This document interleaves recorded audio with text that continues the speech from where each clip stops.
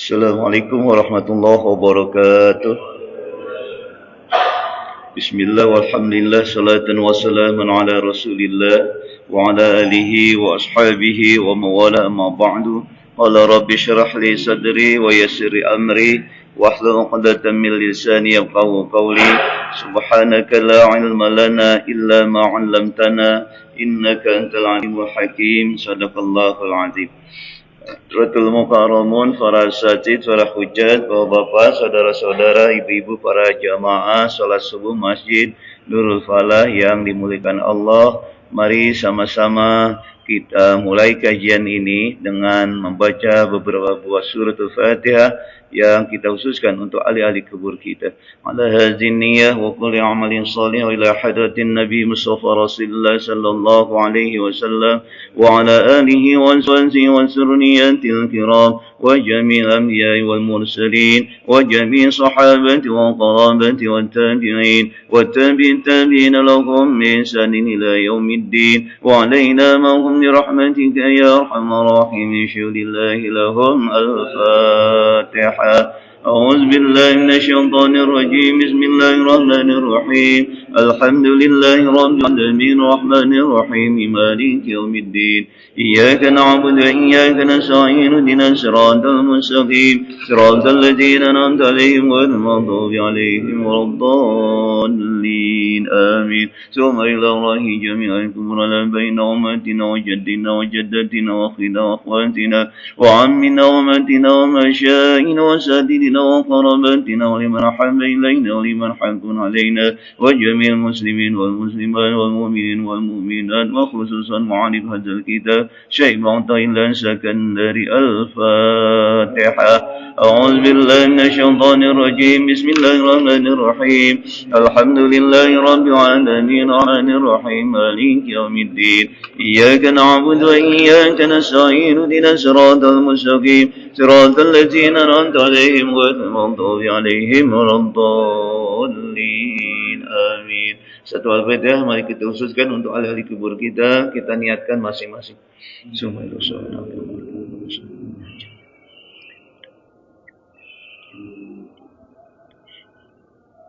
غفر الله ذنوبهم ونور قبورهم وذريهم الله لهم. الفاتحة. أعوذ بالله من الشيطان الرجيم. بسم الله الرحمن الرحيم. الحمد لله رب العالمين الرحمن الرحيم مالك يوم الدين. إياك نعبد وإياك نستعين اهدنا الصراط المستقيم صراط الذين أنعمت عليهم غير المغضوب عليهم ولا الضالين آمين. بسم الله الرحمن الرحيم. اللهم أنت ربي لا إله إلا أنت خلقتني وأنا عبدك وأنا على دينك ووعدك ما استطعت أعوذ بك من شر ما صنعت أبوء لك بنعمتك علي وأبوء بذنبي فاغفر لي فإنه لا يغفر الذنوب إلا أنت. اللهم أنت ربي لا إله إلا أنت خلقتني وأنا عبدك وأنا على دينك ووعدك ما استطعت أعوذ بك من شر ما صنعت أبوء لك بنعمتك علي وأبوء بذنبي واغفر لي فإنه لا يغفر الذنوب إلا أنت. اللهم أنت ربي لا إله إلا أنت خلقتني وأنا عبدك وأنا على دينك ووعدك ما استطعت أعوذ بك من شر ما صنعت أبوء لك بنعمتك علي وأبوء بذنبي واغفر لي فإنه لا يغفر الذنوب إلا أنت. رضيت بالله ربا وبالإسلام دينا وبمحمد نبيا ورسولا. رضيت بالله ربا وبالإسلام دينا وبمحمد نبيا ورسولا. رضيت بالله ربا وبالإسلام دينا وبمحمد نبيا ورسولا. Mari sama-sama kita awali talim dengan baca basmalah. Bismillahirrahmanirrahim. Kita lanjutkan kajian kita. Pagi ini kita akan bahas pasal selanjutnya. Bismillahirrahmanirrahim. Man 'arafal haqqa syahidahu fi kulli syai'in wa man fatiya bihi ghaba min kulli syai'in wa man ahabbahu lam yu'sir 'alaihi syai'an.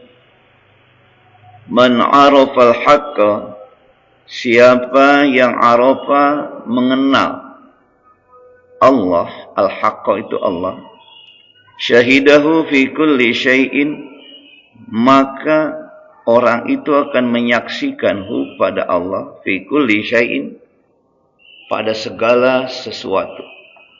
Wa man faniya bihi ghaba min kulli syai'in, sebaliknya barang siapa yang tidak mengenal, fana atau tidak mengenal bihi kepada Allah, ghaba, maka akan lenyap Allah an kulli syai'in, dari segala sesuatu. Wa man ahabbahu lam yusir alaihi syai'an, dan barang siapa yang ahabbahu, mencintai Allah atau mengutamakan Allah, lam yusir alaihi syai'an, maka tidak akan segala sesuatu itu atau selainnya itu tidak akan ada. Saya ulangi, wa man ahabbahu, barang siapa yang lebih mencintai atau mengutamakan Allah, lam yusir, maka tidak akan mengutamakan syai'an selain Allah subhanahu wa ta'ala. Pasal ini menjelaskan kepada kita ukuran diri kita sejauh mana kepada Allah ini, ya. Allahu Rabbuna, Allahu Ghayatuna, katanya. Allahu Rabbuna, Allah itu Rabbuna, Tuhan kami. Wa Ghayatuna, dan Allah tujuan kami. Artinya hidup ini nggak ada tujuan lain dalam hidup ini kecuali Allah. Maka seluruh aktivitas kita, ibadah mahdo, ghair mahdo, aktivitas sosial, menolong orang, seluruhnya yang kita lakukan itu karena Allah. Harusnya begitu, idealnya begitu. Jadi tidak boleh ada tendensi-tendensi lain. Kalau ada tendensi-tendensi lain, pasal kemarin mengatakan, ya saya baca, pasal kemarin menjelaskan kalau masih ada tendensi-tendensi lain, istisrafu ayya'lamal khalqu bi khususiyaka dalilun ala adami sidqika fi ubudiyatika. Andai kata engkau ada tendensi lain, bukan karena Allah, tapi karena diri kita, karena ingin dipuji, karena ingin kita masyhur, ingin terkenal, maka dikatakan oleh Sayyidina Ta'ala, dalilun ala adami sidqika fi ubudiyyaka. Itu menjadi bukti akan dalilun ala adami sidqika, tidak tulusnya engkau dalam melaksanakan ibadah kepada Allah Subhanahu wa ta'ala. Jadi Allahu Rabbuna, Allahu Ghayatuna. Nah, kalau sudah Allah, berarti kalau selain Allah, maka otomatis ibadah kita terkategori tidak tulus. Nah, pasal ini menjelaskan efeknya kalau kita sudah beribadah, seluruh aktivitas itu Allah, tendensinya, tujuannya atau goalnya, arafal haqqo syahidahu min kulli syai', maka kita akan mengenal Allah lebih dekat. Ya, karena semua ciptaan Allah, semua sarana yang Allah berikan pada kita, kita dikasih hidup ini untuk ibadah, maka semuanya adalah kembali kepada Allah. Jadi kita harus sampai ke situ pikirannya. Man arafa haqqa syahidahu fi kulli syai'. Jadi kalau kita sudah arafa itu kalau dalam tanda kutip pemaknaan adalah ma'rifah. Kalau sudah kita ma'rifat kepada Allah, syahidahu fi kulli syai', maka kita akan apa? Menyaksikan Allah fi kulli syai', dari segala sesuatu. Hujan, lebat, tadi malam, saya sampai nggak bisa taklim karena nggak bisa berangkat, besar kali.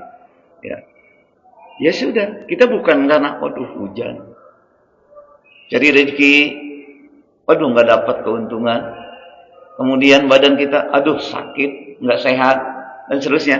Kita nggak ngelihat itunya, nggak ngelihat hujannya, nggak ngelihat sakitnya, nggak ngelihat rezeki sedikit kita, nggak ngelihat kita lagi bagaimana, enggak. Yang dilihat adalah Allah.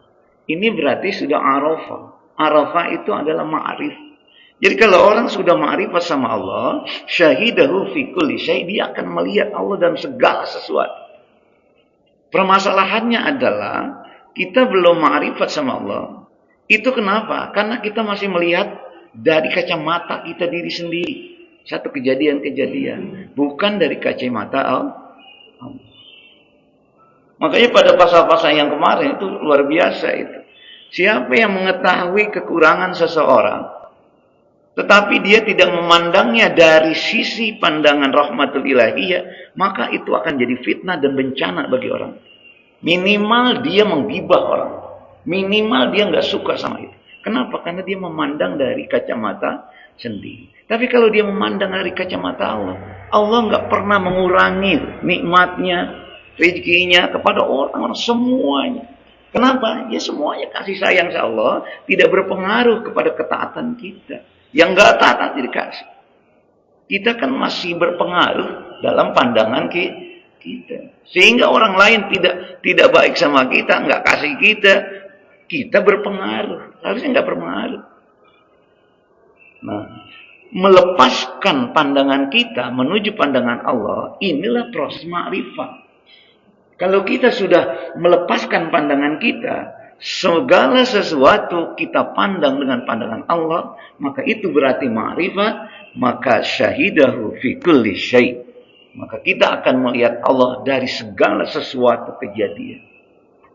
Kalau ketika kita sudah memandang dengan pandangan Allah, nggak ada Pak timbul rasa benci, timbul rasa nggak suka, timbul rasa kesel, timbul rasa gedeg, orang sini bilang nggak ada gedeg-gedeg manusia. Semuanya dipandang dengan kasih sayang.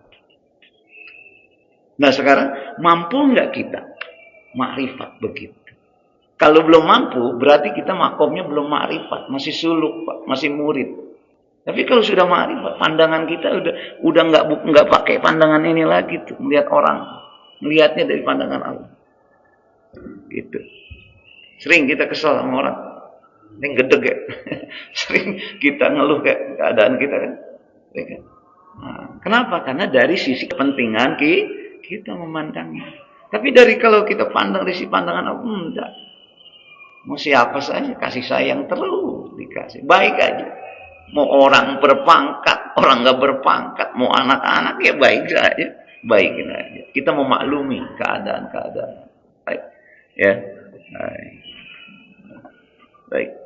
Jadi artinya bagian dari pasal ini menjelaskan kita bisa ukur diri sendiri, ya. Jangan ukur diri orang. Ya. Kita ukur diri kita. Apakah kita sudah mampu begitu apa belum? Kalau kita sudah mampu begitu, berarti kita sudah arafah, ma'rif. Tapi kalau kita belum mampu begitu, harus kita sampai menuju itu. Karena kajian kita hikam itu memotivasi kita agar kita sampai ma'rif sama Allah. Gitu. Jadi artinya nggak boleh berhenti dalam kajian-kajian, tapi bagaimana kita sekarang memfollow up nanti diri kita, merenung, kita riyadhah pada Allah, kita melihat, muhasabah diri kita, ini bagian dari riyadhah, sampai di mana kita. Kalau kita belum sampai, berarti harus ditingkatkan ma'rifat kita. Ya, baik. Kemudian selanjutnya, sekarang kebalikannya. Wa man faniya bihi ghaba min kulli syai'. Waman faniya, dan barang siapa yang tidak mengenal Allah, belum makrifat nih, barang siapa yang tidak mengenal Allah, ghaba an kulli syai', maka Allah akan lenyap an kulli syai' dari segala sesuatu. Dia tidak akan pernah ada dalam seluruh kejadian yang ada, dia memandangnya dengan logika dia, kepentingan dia, maka Allah akan lenyap semua. Betapa banyak kita dalam kehidupan mengatasi satu keadaan kehidupan kita dengan logika kita. Allah lenyap. Gitu. Sakit kita, ke dokter kita. Allah lenyap dalam pandangan kita ketika kita sembuh. Wah, dokter itu bagus sekali, itu boleh kita ke sana lagi. Allah lenyap. Padahal yang menyembuhkan siapa? Betapa banyak ketika kita usaha, hujan tuh, ya, tukang es, betapa banyak Allah lenyap dalam pandangan dia. Kenapa? Hujan mulu, es nggak laku, lenyap. Betapa banyak orang yang usaha, yang bekerja di kantor, nggak naik-naik pangkat, lenyap Allah dalam pandangannya. Kenapa? Karena dia menyelesaikan masalah, melihat segala sesuatu itu dengan logika dia manusia. Padahal kita subjek loh, Pak. Ya, bukan objek. Nah sekarang kita memposisikan diri kita itu sebagai objek. Susah jadinya. Yang ada susah terus. Yang ada ngeluh terus. Hidup itu. Nggak pernah dia bahagia, nggak pernah dia memberikan kasih sayang sama orang. Kenapa? Bagaimana mau kasih orang proposal, saya aja masih susah hidupnya. Kan saya sering katakan, punya duit 100.000, kebutuhan kita 200.000, saya mau tanya, mau nggak kita kasih proposal orang? Kasih nggak gitu? Kebutuhan 200.000, kita punya uang 100.000, kita kasih nggak orang minta itu? Betul? Enggak tuh. Orang saya juga masih butuh 200. Ini punya 100. Enggak pernah kita mau beri keadaan itu. Padahal Rasul katakan, Bapak boleh baca dalam Riyadhus Shalihin. Itu hadis sahih. Wallahu fi auni 'abdi ma kana 'abdu fi auni akhihi. Allah itu akan tolong masalah seseorang, kita ini, selama kita mau nolong orang itu dulu. Logikanya begitu, Pak. Penyelesaian masalah. Ini makin sulit, makin pelit. Ya udah, masalah kita nggak akan selesai. Kenapa? Karena kita menyelesaikan masalah kita dengan logika kita, bukan logika Allah. Terus ya. Jadi, orang yang tidak akan mengenal Allah, tidak ma'rifat sama Allah, fana dia, hilang dia, Allah dalam pandangan kehidupannya, maka ghaba an kulli syai', aku akan lenyap dari segala sesuatu. Jauh. Ya, saya mau tanya, Bapak punya masalah nggak sekarang? Pagi ini deh. Punya masalah? Gitu. Nah, pasti ada masalah. Sekarang kan Pak, hidup ini kan memang masalah. Kita hidup dalam masalah. Jadi kalau kita punya masalah, ya memang di dunia ini tempatnya masalah. Fitnah dunia ini kan masalah. Ya, orang yang sudah meninggal juga ada masalah, nggak selesai masalahnya, pertanggungjawaban. Nah, kalau kita sudah tahu bahwa dunia ini masalah dan akal kita tidak cukup untuk mengatasi seluruh masalah yang ada, kadang kita bisa atasi, kadang tidak. Maka di situ sangat kita membutuhkan yang mempunyai, saya sebut dengan akar masalah. Akar masalahnya di mana? Ya dari Allah. Kalau Allah mendatangkan masalah, Allah juga menyelesaikan, memberikan solusi masalah itu. Bukan kita. Sekarang Pak, ya, kita setiap tahun itu memperingati Isra Mi'raj. Ya kan? Betul kan? Coba sampai sekarang peristiwa Isra Mi'raj itu nggak bisa dijangkau oleh otak manusia. Di Amerika aja baru ke bulan, baru berapa planet, sekarang udah ditingkat beberapa planet. Ya, tapi nggak sampai dia, nggak mampu untuk sampai ke matahari. Jangankan sampai matahari. Kita aja yang di sini yang jauh mil-mil kilometer, panasnya kalau udah panas luar biasa, apalagi menjangkau tata surya matahari sampai. Bagaimana kita mau mencernakan, ya? Kalau kita dengan logika kita, bagaimana bisa mencernakan, percaya bahwa Rasul pada waktu Isra Mi'raj itu naik langit 1, 2, 3, 4, 5, 6, 7. Rafatul Aqtar, Ars bertemu dengan Allah. Bagaimana sampai sekarang nggak bisa dilogikakan. Ya mau nggak mau pendekatannya seperti yang dilakukan oleh pendekatan Abu Bakar Siddiq.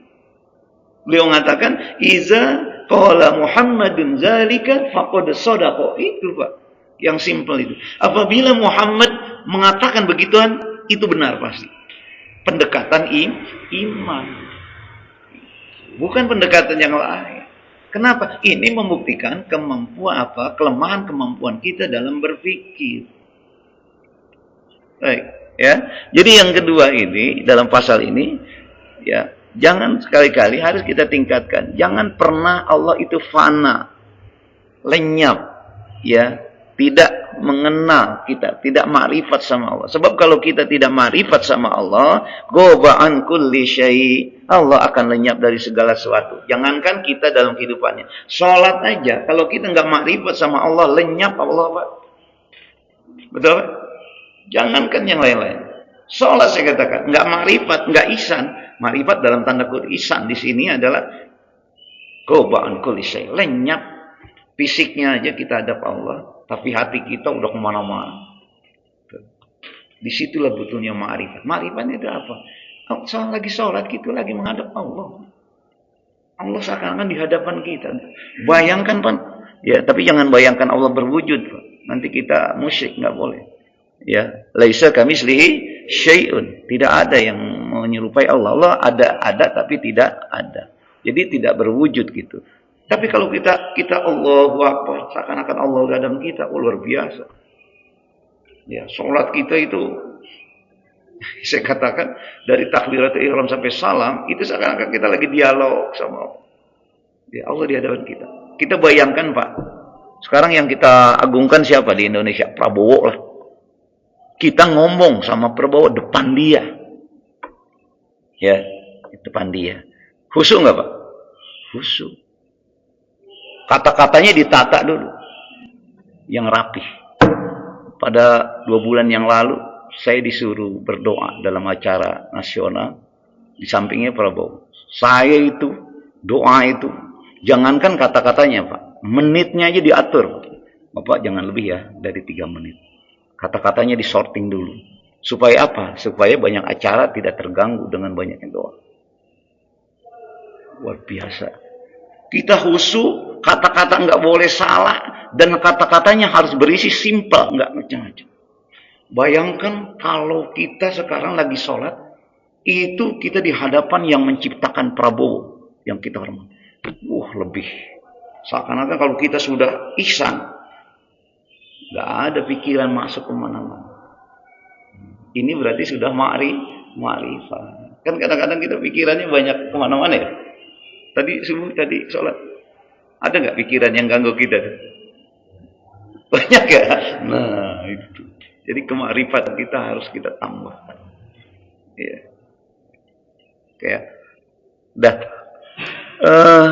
Selanjutnya katanya, waman ahabbahu lam yusir alaihi syai'an. Nah, ini juga jadi ukuran nih kata-kata Syekh Nawatillah. Waman ahabbahu, barang siapa yang mencintai Allah, lam yusir, maka dia tidak akan mengutamakan alaihi ya syai'an selain Allah, alaihi kepada dia kepada Allah syai'an segala sesuatu. Nah, sekarang ma'rifat itu Pak, tingkatannya ya karakter yang ada, sifat kita ada yang harus ada, itu adalah enggak muncul serta-merta ke ma'rifat. Tapi kita mempunyai sifat dulu, karena ma'rifat itu adalah udah endingnya, tujuan kita itu.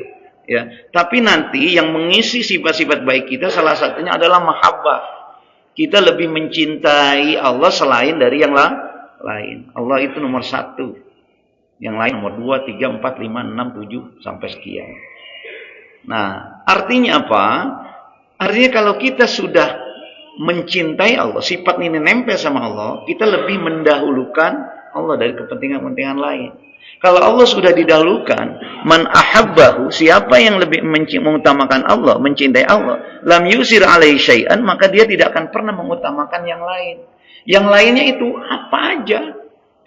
Mau kerjaan, mau ya kesibukan, apa aja aktivitas kita atau job kita apa saja, nggak pernah kita akan mendahulukan. Saya contohkan gini, ya, kerja kita jam 12 zuhur, padahal lagi enak-enak kerja, berhenti.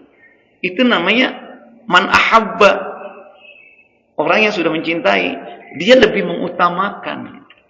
Makanya Allah Subhanahu wa taala dalam Al-Qur'an mengatakan, ya, kalau kita sudah mencintai Allah, maka orang-orang yang beriman yang mengaku bercintai kepada Allah, sifatnya apa?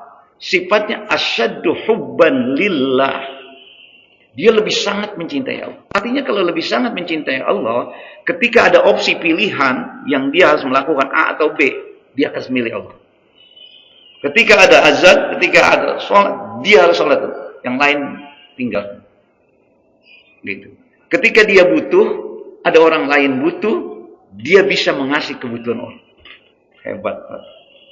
Itu sudah mencintai Allah. Kenapa? Karena pada dasarnya, ya, orang-orang yang membantu orang itu sebenarnya adalah ibadah yang paling tinggi, Pak, dibanding sholat, puasa, zakat.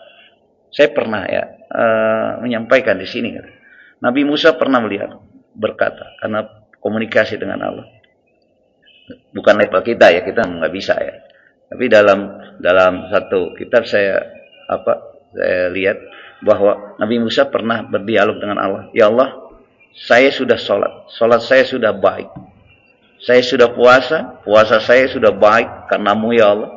Saya juga sudah zakat saya juga baik. Ya. Ketika dialog, apa yang Allah katakan? Ya Musa, engkau sudah berbuat baik dengan sholat. Sholatmu ya bisa mendekatkanmu kepadaku.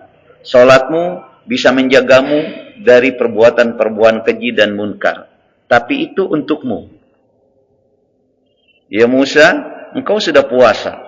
Puasamu ya itu bisa membersihkan dari hatimu. Sehingga engkau mengingat aku selalu. Tapi puasamu itu untukmu. Ya Musa, engkau telah berzakat, mengeluarkan kebaikan kepada orang lain. Engkau bukan hanya soleh secara pribadi, tapi soleh secara sosial. Ya.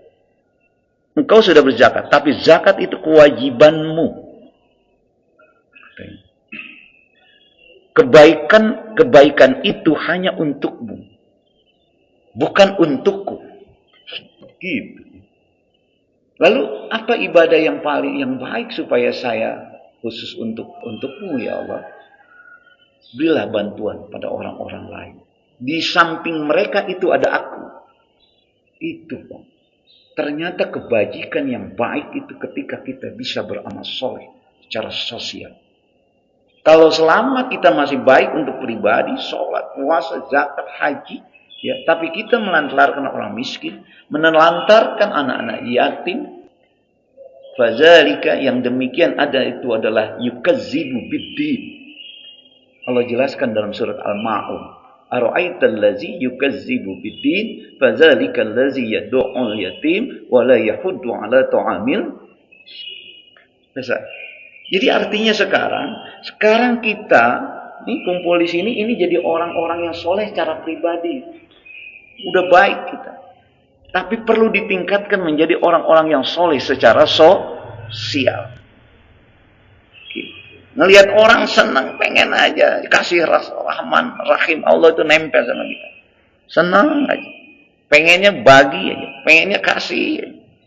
Itu yang harus nempel supaya benar-benar ya kesolehan kita benar-benar ya menjadi soleh yang bukan hanya soleh secara ritual, tapi soleh secara manusia. Ini namanya insan kamilah. Manusia yang sempurna itu. Gitu.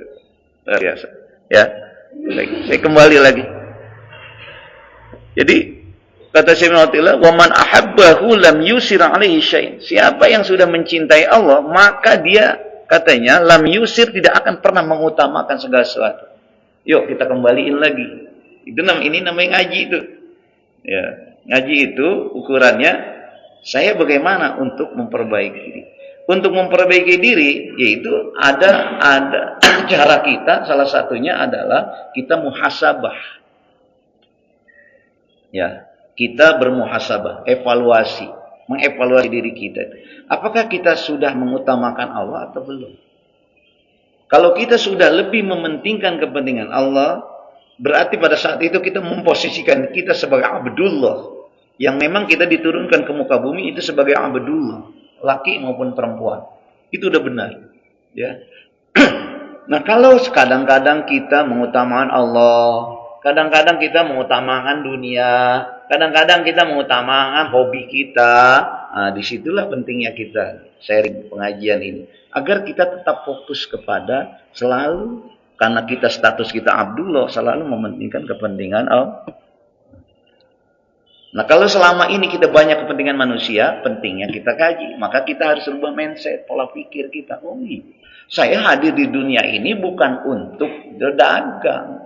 Bukan untuk menjadi orang-orang yang nggak ada tujuan, nggak kerja, nggak pekerja. Bukan untuk juga ekonom. Bukan juga untuk jadi apa-apa. Tapi sebagai Abdullah secara hakiki.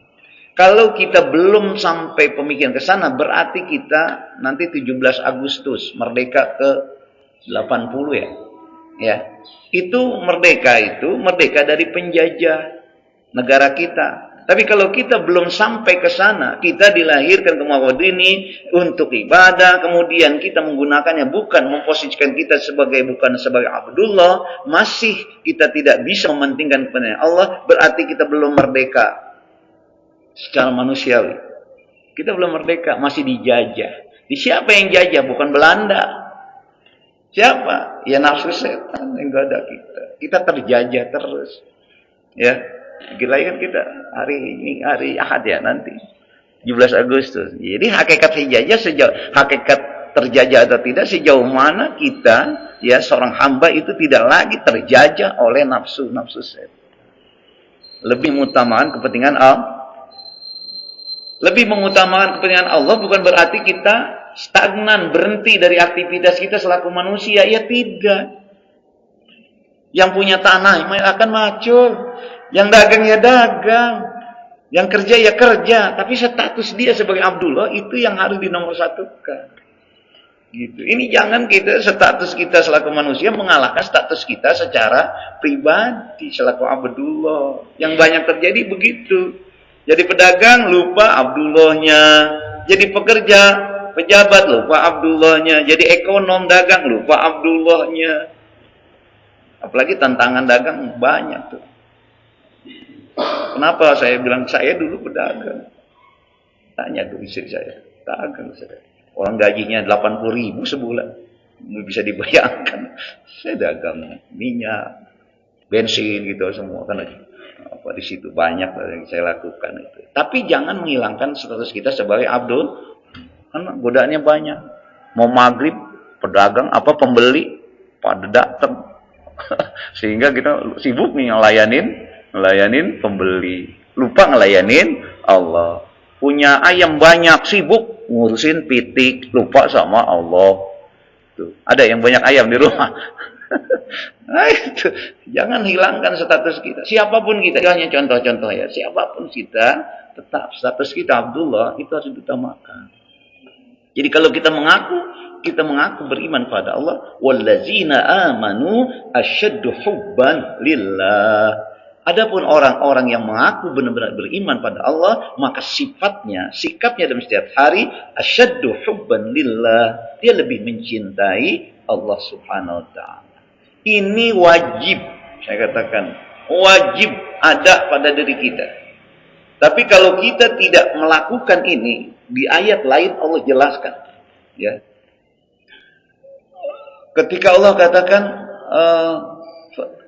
in kana aba'ukum wa abna'ukum wa azwajukum wa amwalun iftaraftumuha wa tijaratan takhshawna kasadaha ahabbu ilaikum minallah wa rasulih fatarabbasu hatta ya'ti Allahu bi amrih.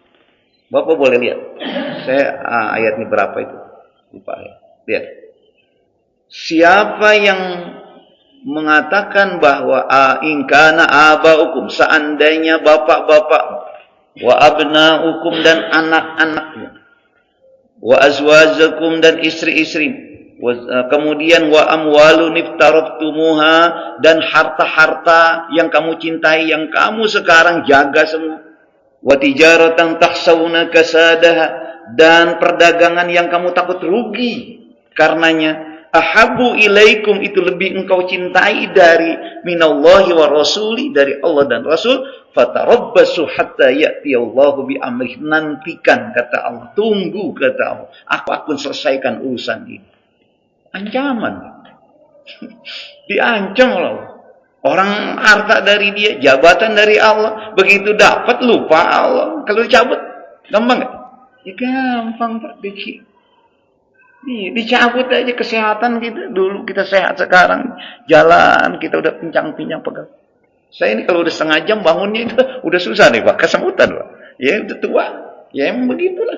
Kadang-kadang sakit kita ini. Ya, belum tua ya. Ya, insya Allah doain ya, didoakan. Umurnya tua tapi semangat, udah. Betul nggak Pak? Kaki kita Pak ada sakit-sakit, itu kan dikurangi mata kita penglihatannya, makan juga kadang-kadang udah nggak pengen yang enak-enak, bisa jadi bukan nggak pengen, nggak ada.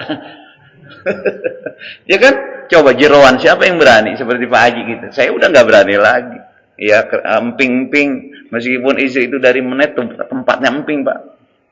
Saya nggak pernah, jarang lah, paling satu dan nyobain aja, tapi dua gitu nggak berani. Kenapa ya? Kita tahu, sadar udah tua kan, banyak penyakitnya. Ya sama, kita sama semua. Dan dikurangi oleh Allah nikmat-nikmat. Tapi kalau kita dalam sikap pribadi kita sampai hari ini belum lebih mencintai Allah dari yang lain, itu ancaman. Fatarabbasu hatta ya'tiyallahu bi amri. Nantikan, kata Allah, aku akan putus urusan ini dalam masalah ini. Kan ngeri, Pak, kalau Allah sudah katakan begitu. Gitu. Baik ya. Itu baru satu pasal aja nih. Tapi satu pasal ini ada tiga ini ya, tiga kategori ini. Kemudian apa yang saya sampaikan itu ya untuk kita menambah ilmu amal kita. Oh iya, saya sampai di sini, saya harus tingkatin gitu ya.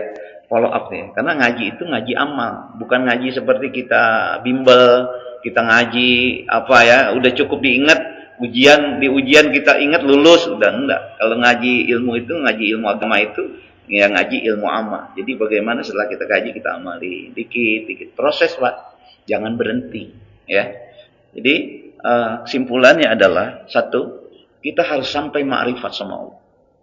Kalau kita nggak pernah ma'rifat sama Allah, maka Allah akan lenyap dalam hidup kita. Kalau sudah lenyap, Allah bukan goyatuna, bukan tujuan kita. Allahu Rabbuna itu ngomong-ngomong aja, omong-omong aja. Allahu Rabbuna itu, ya, hanya sampai di situ saja, tapi tidak sampai kepada pribadi kita. Kemudian sekarang, ya, rubah mindset kita. Allah harus lebih kita cintai dari yang lainnya, apapun itu yang lainnya. Artinya kalau ada kepentingan, Allah harus dahulukan. Kalau berbenturan dengan kepentingan kita harus mampu memilah ya, mana yang harus kita lakukan. Karena kita sudah berikrar, saya beriman kepada Allah. Karena Allah sudah man kana yu'minu billah, tadi ayatnya, wallazina amanu asyaddu hubban lillah. Adapun orang-orang yang sudah menyatakan beriman kepada Allah, maka dia harus punya karakter asyaddu hubban lillah, lebih mencintai Allah dari yang lainnya. Wallahu a'lam bishawab. Baru satu pasal. Saya buka pertanyaan dulu. Ada pertanyaan dalam pasal ini? Kalau enggak saya lanjut. Saya ingin dialog dua sisi ya. Kalau saya menyampaikan, saya nyampaikan saja, kira-kira bisa dicerna enggak? Nah itu. Kalau belum ada yang tercerna, silakan ditanyakan supaya yakin, karena yakin adalah pangkal dari kita bisa meningkatkan status kita, makom kita di hadapan Allah Subhanahu wa taala. Ada pertanyaan? Enggak ada? Kalau enggak saya lanjut. Lanjut dulu ya. Oke. Pasal selanjutnya. Bismillahirrahmanirrahim. Ibu-ibu juga kalau pakai suara aja enggak apa-apa. Kedengeran saya jawab ya. Karena kita semua dalam satu komunikasi, ya, semua dalam pengajian, nggak apa-apa. Bismillahirrahmanirrahim. Innama hajabal haqqo anka syiddatu kurbihi minka.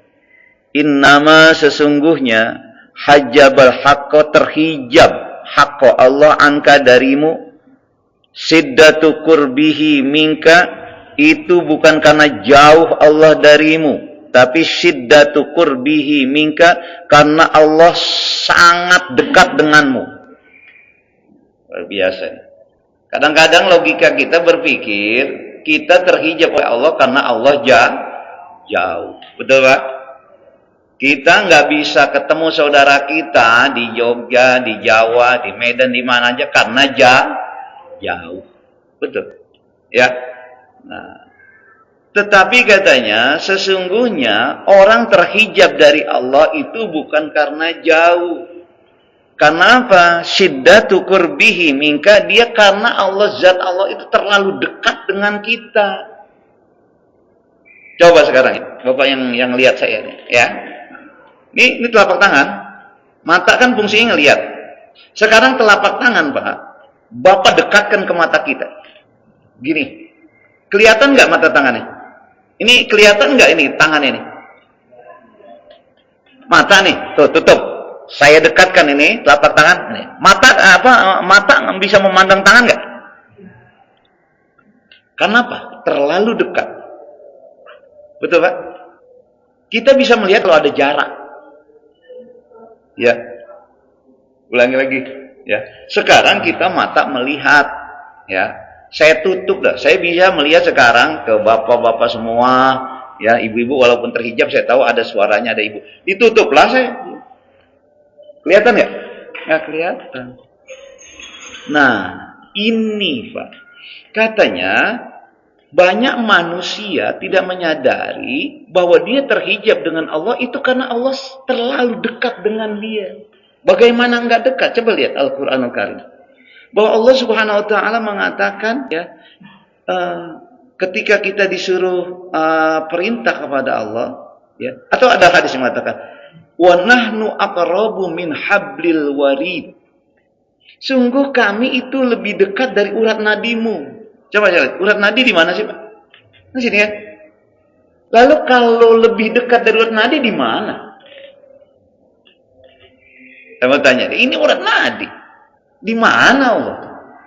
Kan artinya itu, wa nahnu dan kami, Allah maksudnya, itu lebih dekat aqrabu min hablil warid dari urat nadi. Oleh karena itu, karena Allah sangat dekat sama kita, ini banyak menjadi sebab kita terhijab oleh Allah. Karena Allah beri fasilitas kita yang banyak, sehingga kita lupa. Lupa apa? Lupa bersyukur atas nikmat itu, karena terlalu banyak nikmat itu. Bayangkan Pak.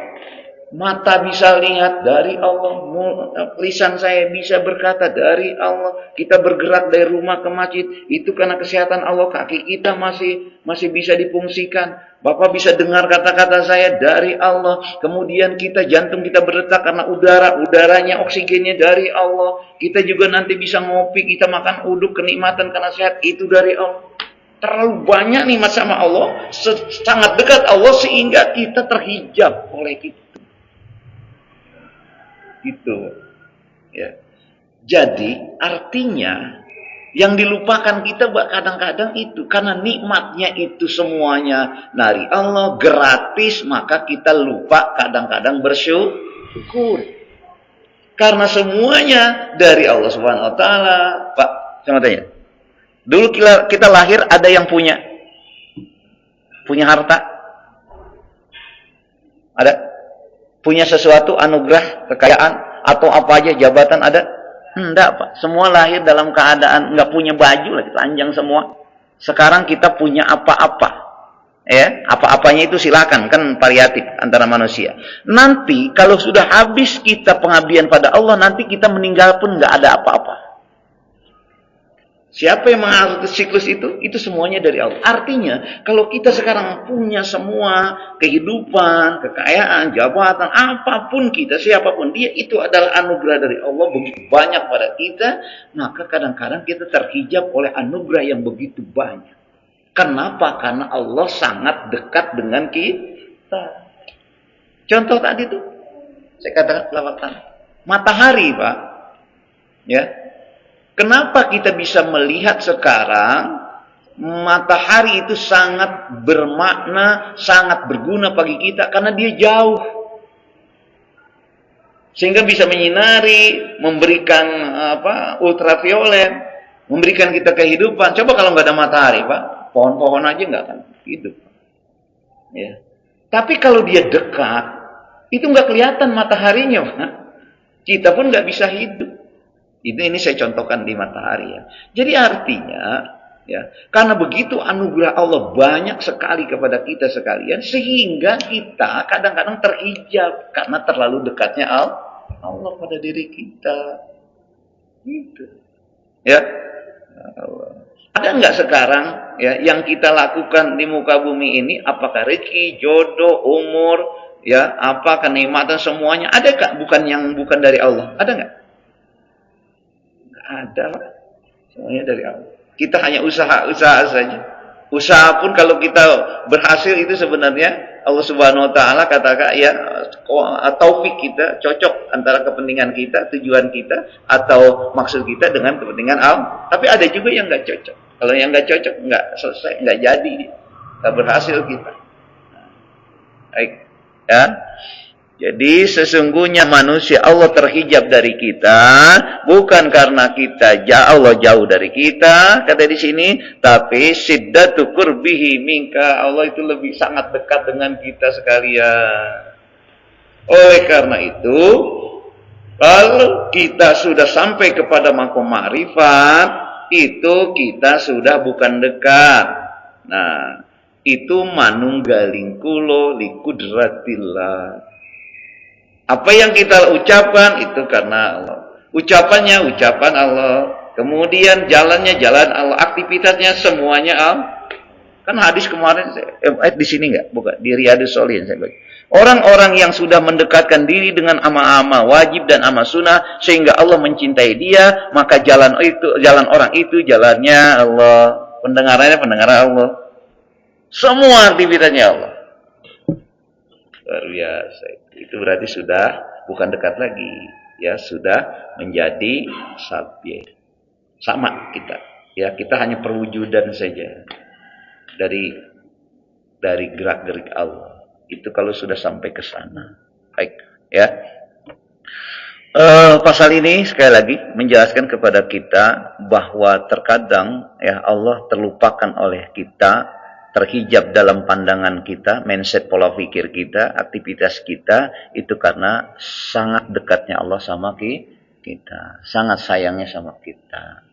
Ya, kalau kita hidupnya nggak pernah berpikir sampai begitu, Pak, begini, kita hidup kan kadang-kadang bayar, kadang-kadang gratis, ya Pak ya, betul nggak? Ya, kadang-kadang kita dapat gratis dari orang, sedekah, apapun bentuknya. Kadang-kadang kita mau memiliki sesuatu itu bayar gitu kan. Saya mau tanya, banyak bayarnya, banyak gratisnya. Kalau komunikasi dengan orang. Ya, orang aja kalau ini dia buka tuh, rumah makan, launching dia tuh. Gratisnya 1 kali, Pak. Pertama doang. Selainnya, Bang. Kita sampai sekarang, dari umur kita, saya udah 61 tahun, Pak. Nggak pernah saya beli oksigen, Pak. Untuk hidup ini kan perlu oksigen. Bapak kalau sakit di ICU, oksigen itu hanya ini jutaan, Pak. Nggak pernah. Kita kan nggak pernah menikmati aja. Kaki kita, Pak, kita nikmati ini sampai sekarang ini, dari mulai kita bisa jalan sampai sekarang, bukan tambah tipis, tapi tambah tebal. Betul? Coba di sendal jepit, pakai sendal jepit. Berapa sendal jepit yang kita pakai? Makin tipis, ya kan? Makin dipakai makin tipis. Ini kalau dipakai, Pak, kalau kita kan ada yang pakai sepatu, sendal ya sekarang. Coba dah kita nyeker, ya. Ini makin tebal, Pak. Kan aneh saya kalau berpikir. Ini bukan makin tipis, makin tebal gitu. Tangan kita tuh yang biasa bekerja, kalau selama kita sering bekerja itu makin keras tuh. Makanya Abu Nawas pernah, Pak. Yang namanya Abu Nawas kan orang cerdas. Ya, seorang ulama pengen cari mantu. Dia pengen mantu yang hebat, yang kuat, yang bekerja keras, supaya bisa dia menghidupi anaknya, yang perempuan. Pinter dia. Dia buatlah perlombaan oleh kayak itu. Siapa yang terpilih nanti itu jadi mantu saya. Tapi syarat memilihnya dia bukan dari dia baca Quran, berapa juz, enggak. Dia jabatan tangan aja. Jabatan tangan aja dia. Ayo, nanti saya menentukan terpilih atau tidak. Abu Nawas tahu. Begitu tahu, ini mulai sayembara cari mantu ini. Ya, ternyata dia tahu ya bahwa syaratnya jabat tangan. Nggak ada syarat apa-apa, nggak ada S2, S3, nggak ada, gitu kan? Kerjaannya apa nggak ada. Sebelum dia berangkat, dia lumurilah dengan ketan tangannya. Dia keringkan itu, ketannya habis dia keringkan. Satu orang jabat tangan, tangannya halus. 2, 3, 4. Begitu Abu Nawas jabat, tangannya kasar. Kenapa? Dilumuri oleh ketan yang udah kering. Wah, kata yang mau ngambil mantu ini mantu saya. Ini pekerja keras ini katanya.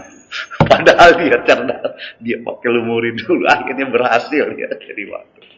Itu hanya dongeng saja. Ya, hanya ilustrasi aja, termeso saja gitu. Baik. Pasal kedua ini silakan ya nanti. Jangan sampai kedekatan Allah yang dekat sama kita merasa jauh. Allah itu sudah memposisikan kita, aku ini aqrabu min hablil warid. Aku lebih dekat dari urat nadimu. Kenapa dalam pola pikir kita, mindset kita, Allah jauh dari kita? Ya. Oleh karena itu, mudah-mudahan kalau kita sudah bisa merasa Allah itu lebih dekat dari yang lain, maka hati kita pun demikian. Diharapkan ya selalu kita berkomunikasi dengan Allah Subhanahu wa taala. Berkomunikasi dengan Allah enggak hanya perlu kita pakai kata-kata. Berkomunikasi Allah enggak perlu kita selalu pakai tasbih, tapi tetap hati kita berkomunikasi kepada Allah dengan zikrullah bil qalbi. Cukup itu. Ya. Mudah-mudahan dua pasal ini menambah wawasan kita, pemahaman kita, pentingnya kita ma'rifatullah. Amin ya rabbal alamin. Udah masuk suruh? Baik. Enggak ada pertanyaan ya? Cukup ya? Baik. Mari sama-sama kita akhiri tam ini dengan baca doa. Bismillahirrahmanirrahim. Alhamdulillahirabbil alamin, hamdan syakirin, hamdan na'imin, hamdan yuwafi ni'amahu wa yukafi mazidah. Ya Rabbana lakal hamdu wa lakal syukru kama yanbaghi li jalalika wajhikal karim wa 'azimi sultanik. Allahumma shalli ala sayyidina Muhammadin wa ala alihi wa ashabihi wa ala ibadillahi salihin. Allahumma ij'alna min ibadika salihin waj'alna minal 'arifin waj'alna minal muttaqin. Allahumma ij'al jam'ana hadza jam'an marhuma wa tafarruqana min ba'dihi tafarruqan ma'suma. ربنا لا تدع لنا ذنبا إلا غفرته ولا هما إلا فرجته ولا عسرا إلا يسرته ولا حاجة إلا قضيتها يا أرحم الراحمين. ربنا آتنا في الدنيا حسنة وفي الآخرة حسنة وقنا عذاب النار. سبحان ربك رب العزة عما يصفون وسلام على المرسلين والحمد لله رب العالمين. Mari sama-sama kita akhiri talim ini dengan baca doa kafaratul majlis. Subhanakallahumma wa bihamdika asyhadu an la ilaha illa anta astaghfiruka wa atubu ilaik. Kurang lebihnya mohon dimaafkan. Assalamualaikum warahmatullahi wabarakatuh.